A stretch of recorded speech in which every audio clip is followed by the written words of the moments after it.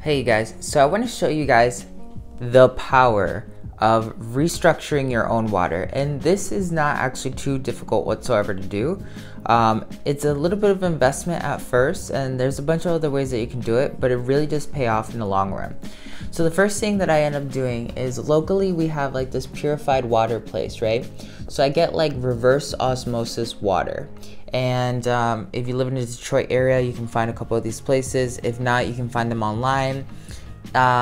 Like purified waters, like, you know, around your area. If not, you can buy alkaline water. And there's a certain kind of alkaline water that I trust because it's only done with pure Himalayan sea salt, okay? As you can see, like underneath here, there is some stones, right? So what this stone is, and let me see if I can get a little good snapshot of it. Those are called elite Shungite stones right there, okay? So elite Shungite is not too easy to get a hold of, and it's not cheap either, but it's so worth it because when you purify this water, when I get it, even though it's very sanitized and delicious and everything, it's missing a lot of the base minerals that come in like almost like spring water and mineralized water. So those Shungite stones right there, they actually end up remineralizing your water with fossilites, and it kind of just, not only does Shungite purify the water and grounds the water, but also remineralizes the water, introducing a lot of those minerals that the purified water won't have itself. But I don't stop there. So I just want to go ahead and cap this so it doesn't get all dirty. I'm gonna slide it over to the side.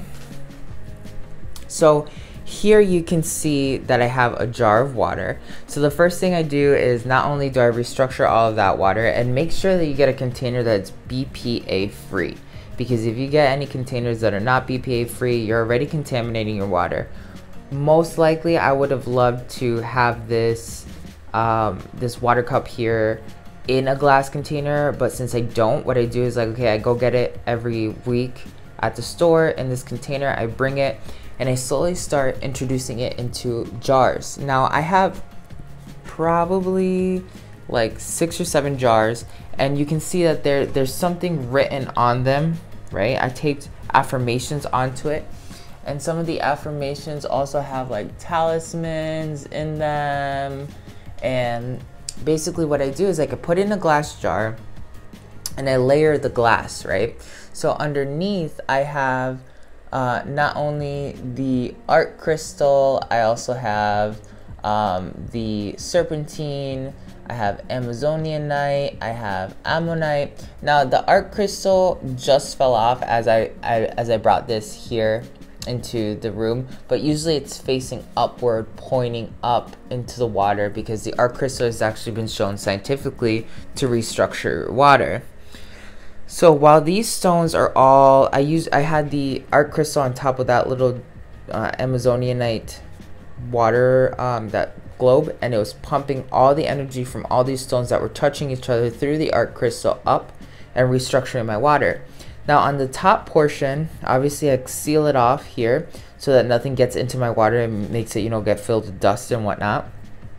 And I have seraphinite on top of the water and astrophyllite on top of the water. So you got to make sure, first of all, you know what stones you're using, because this stone right here, Septarian, is all about shamanic understanding, shamanic growth. This is all for your like your teeth and for kind of like connecting you more with your authentic self. That's all for connecting you with your past lifetimes and past reincarnation information. The art crystal creates like a vacuum inside of the water system. The Shungite in this area over here grounded the water, remineralized the water. The seraphinite high vibrationally charges my water, and then the astrophyllite kind of adds this integration into the water, which is very throat chakra oriented, and it's all about facing your shadow. So ultimately, not only are all the stones funneling and programming the water, right, reconstructing the water and its base, but the affirmations that are written on the bottle and the talismans are also pumping it, all based off of intention. And then as you see, I have a little audio clip here, which I'm gonna just click really fast and turn on. Okay, And usually for like about 20-30 minutes, I have a little affirmation that's directly speaking to my water, all right? Now, you don't have to have it like really loud. You can have it really low. Sometimes I have a tiny little speaker that I put on there, but I leave it here for like about 20 minutes. And then I use that water and I drink it immediately. You're gonna notice that if you put your affirmations on loop into your water, water retains memory. We're 70% water, okay? I'm gonna pause this because I don't really want to hear it while I'm talking. We're 70% water, so it really makes sense that if we're controlling 70% of our energetic system by infusing our water with not only stones but affirmations and like reconstructing it in as many ways as we can possible, cook with it, like drink it, do whatever it is you gotta do that you would do with water. Even there's been times where I've taken these kinds of waters and I've even like filled up a bath, and it's obviously taken a while, but I filled up a bath and you can even feel the difference when you take a bath, okay?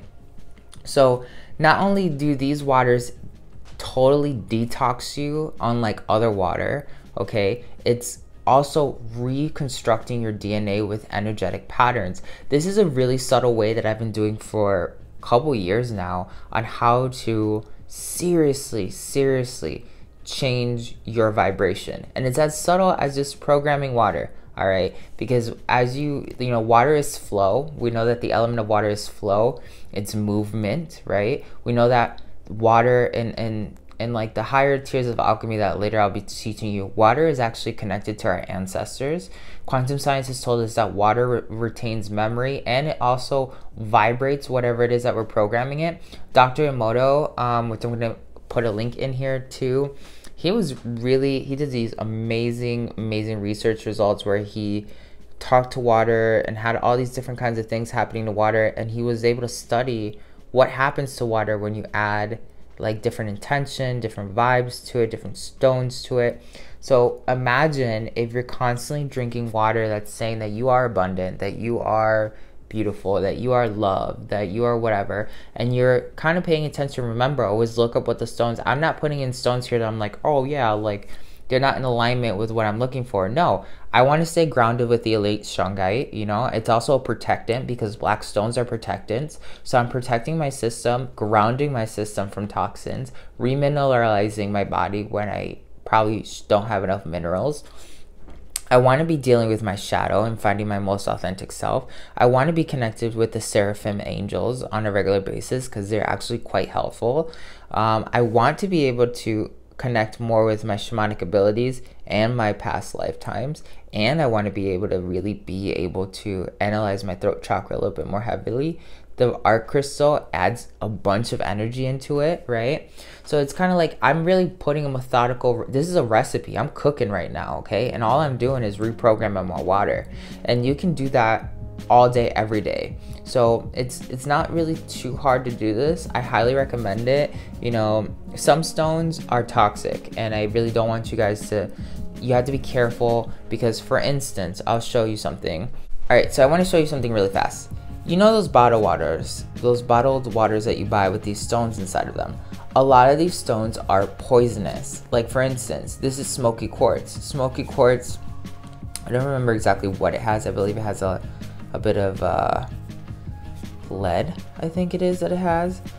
Like a lot of these stones, you have to be careful. There's a whole dictionary of what stones are toxic and which stones are not toxic, okay?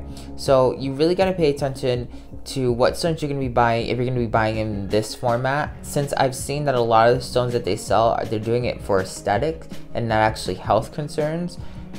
I don't trust these water bottles anymore. I would rather be reconstituting my water my way, and that to me is a little bit better. I could have just easily put this underneath in that whole entire, you know, little section right there, booth, and it still would have programmed my water quite nicely.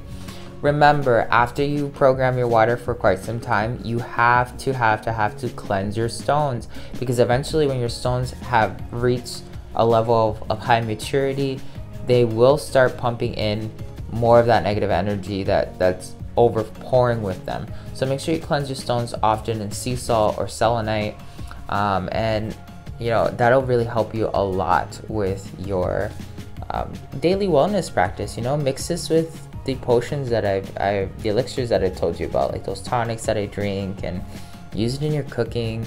Like, it's really gonna change your life.